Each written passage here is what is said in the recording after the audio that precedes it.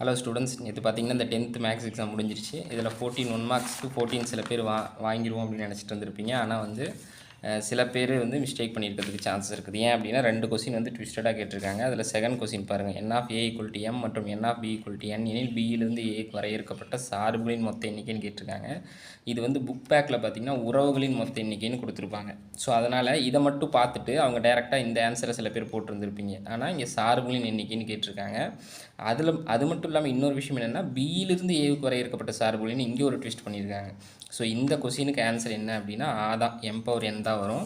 அதே மாதிரி தான் 8th கொஸ்டின்லேயும் ஒரு கரெக்ஷன் அதாவது மாற்றிருக்காங்க, ஒரு ட்விஸ்ட் கொடுத்துருக்காங்க. என்னென்னா 7x - 3y + 4 = 0 என்ற நேர்கோட்டிற்கு இணையாகவும் ஆதிப்புள்ளி வழிச்செல்லும் நேர்கோட்டின் சமன்பாடுன்னு கொடுத்துருக்காங்க. ஸோ இதில் பார்த்தீங்கன்னா இணையாகவும் கொடுத்துருக்காங்க. ஆனால் புக் பேக்கில் பார்த்தீங்கன்னா இது செங்குத்தாகவும் இருந்திருக்கும். அப்போ செங்குத்தாகவும் வந்தால் அதுக்கு வேறு ஆன்சர் வரும். பட் இணையாகவும் கொடுத்துருந்தா இதுக்கு வந்து 7x - 3y = 0ங்கிற ஆன்சர் தான் வரும். இந்த டி ஆன்சர் தான் வரும். இதுக்கு ஃபுல் எக்ஸ்ப்ளனேஷன் வந்து நம்ம சேனலில் கொடுத்துருக்கேன். அதை செக் பண்ணிங்க. இந்த மாதிரி மேக்ஸ் ரிலேட்டட் கண்டென்ட்ஸ்க்கு நம்ம சேனலில் சப்ஸ்கிரைப் பண்ணிட்டு தொடர்ந்து ஃபாலோ பண்ணிக்கங்க. நன்றி.